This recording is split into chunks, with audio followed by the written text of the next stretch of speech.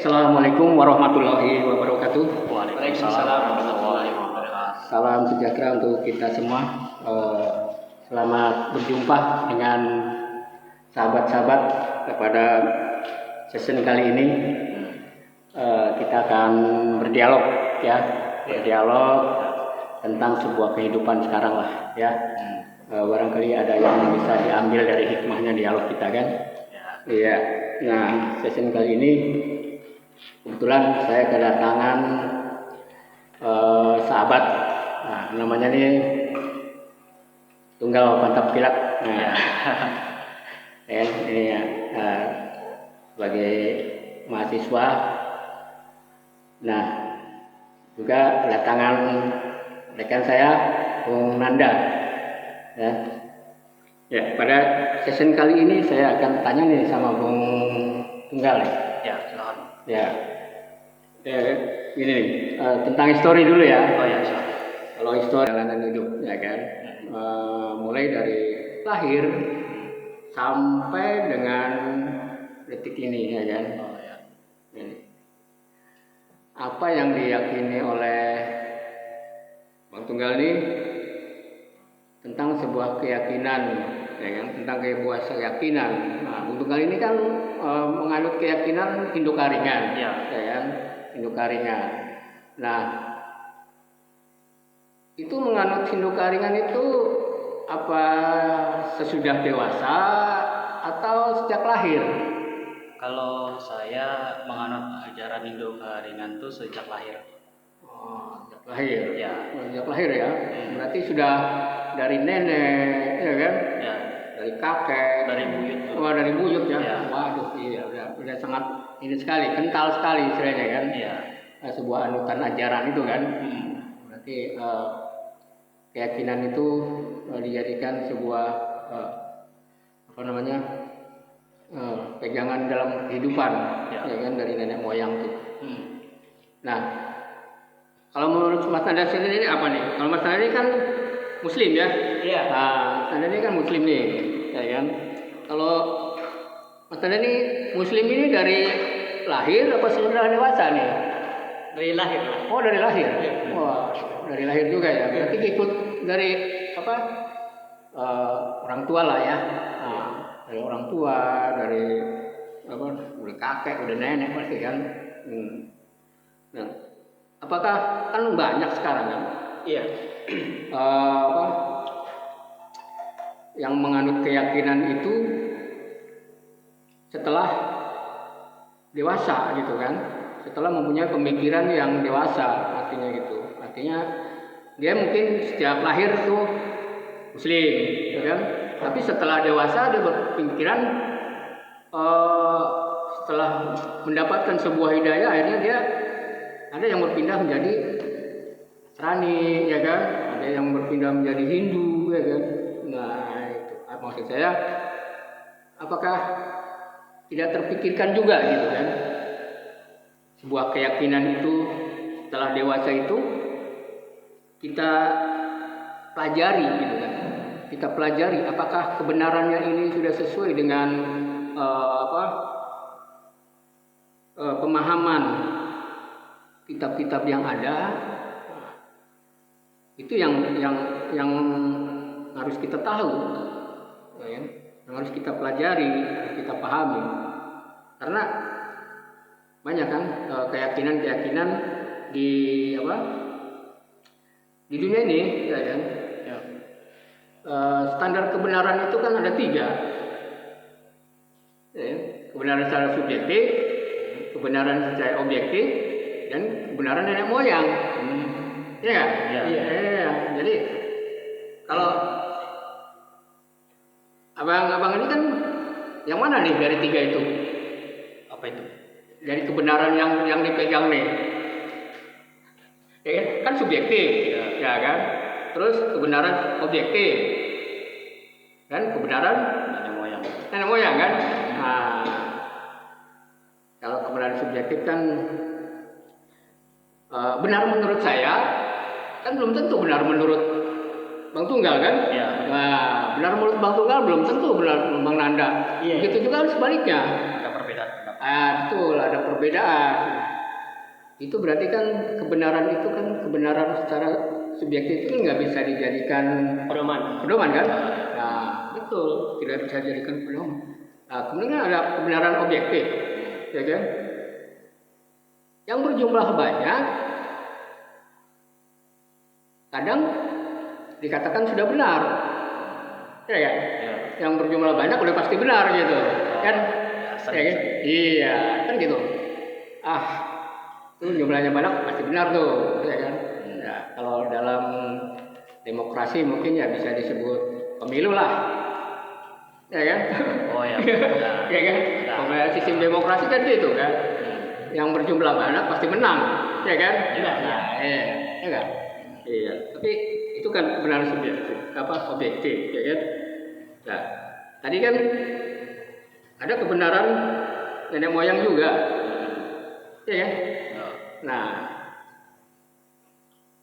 dari cerita tadi mana nih yang masuk di apa? Di pedoman hidup. Kalau menurut saya, ya, di yang subjektif satu sama yang nenek moyang tadi. Nah, berarti pegangannya dua itu. Ya, dua pegangan itu. Pegangannya kalau ngambil objektif, masalahnya umatnya nggak terlalu banyak juga. Iya.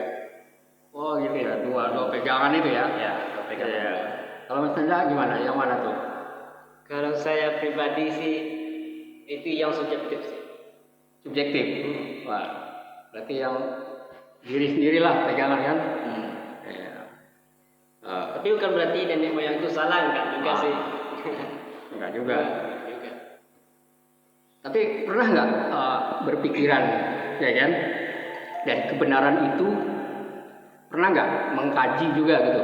Maksudnya mengkaji itu pernah nggak kita kaji dengan kebenaran kitab-kitab yang ada?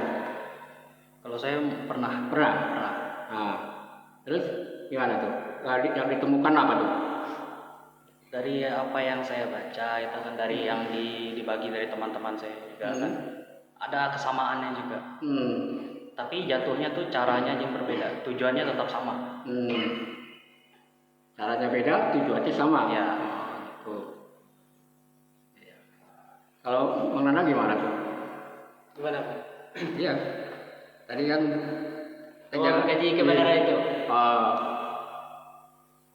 Pernah nggak terpikirkan untuk mengkaji apakah kebenaran yang sudah saya yakini ini sudah sesuai dengan kebenaran apa yang ada di dalam kitab?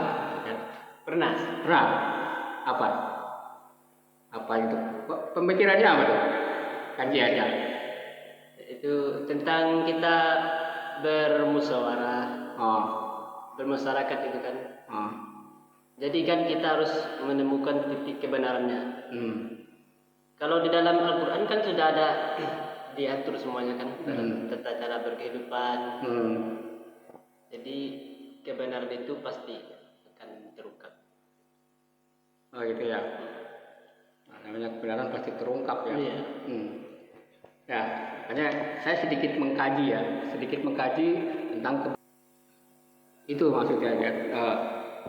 Pernah nggak kan terpikirkan ke arah situ, ya kan? Untuk memilih jalan hidup gitu loh, ya kan? Pasti. Makanya banyak orang yang berpindah keyakinan itu Karena itu. Iya, karena belum menemukan sebuah kebenaran yang benar. Aku dulu pernah juga gitu, Pak. Iya. Tapi aku mendapat hidayah itu kan. Namanya kita mendekatkan kepada lebih kepada agama lah. Iya. Dulu sempat juga sih nakal masa remaja gitu kan. Jadi kalau udah kelas 2 SMP lah, sempat ditegur sama guru kan, mau jadi apa ke depannya gitu. Jadi dimotivasilah dengan kata-kata agama lah. Iya. Jadi ya tersentuhnya sampai kelas 3 SMA Iya. Kalau kebenaran itu pasti akan datang. Kebenaran pasti akan Jadi ya, datang. jangan jauh dari agama, gitu. Itu aja intinya. Kebenaran dari tiga itu ya, secara subjektif, objektif, dan nenek moyang. Iya. Kajian ini tertulis di dalam Al-Quran semua ya. Kita belajar Al-Quran nih, walaupun Bang Tunggal nih orang Hindu tapi dia memahami juga nih, ya kan, tentang Quran. Nah, tentang kebenaran subjektif, ya kan. Tadi yang dikatakan benar menurut saya belum tentu benar menurut orang lain kan. Nah, itu. Kalau dalam Quran itu ada di surat 45 ayat 23. Tadi kebenaran subjektif itu kan ada di surat Al-An'am 116, ya kan. Kalau mengikuti kebanyakan orang yang berjumlah banyak pasti benar. Mereka akan menyesatkanmu. Nah, ya kan? Jadi kebenaran secara objektif ini nggak bisa juga nih, ya kan? Dijadikan sebuah pegangan, ya kan? Mungkin kita bisa buka. Jangan dalam hidup ikutin orang yang banyak. Kata Tuhan semesta alam tidak bisa dijadikan sebuah kebenaran. Kemudian kebenaran secara nenek moyang. Kalau secara nenek moyang itu ada di surat Al-Baqarah. Apabila dikatakan kepada mereka, ikutilah apa yang telah diturunkan Allah, mereka menjawab tidak. Kami mengikuti apa yang kami dapati pada nenek moyang kami melakukannya, padahal nenek moyang mereka tidak mengetahui apapun dan tidak mendapat petunjuk. Dan ini jelas banget kan, berarti kan tentang kebenaran yang diyakini dari nenek moyang ternyata tidak bisa juga dijadikan pedoman. Ya. Lalu yang mau kita jadikan pegangan hidup ini apa gitu loh, ya kan? Karena kalau dari tadi kita bahas tentang tiga kebenaran itu, ternyata semuanya kalau merujuk kepada kitab, ya, semuanya nggak benar, ya. Karena yang namanya kebenaran yang hakiki itu yang berasal dari Tuhan semesta alam, pasti kan? Kalau dia Al-Baqarah ayat Umi Robbika walatakuna minal mumtarin.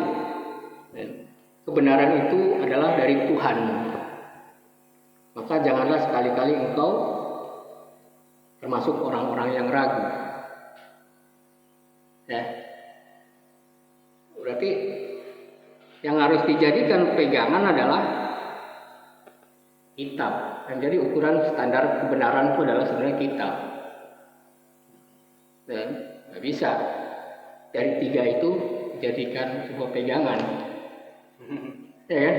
Iya, jelas sekali gitu loh kitabnya. Nah, 200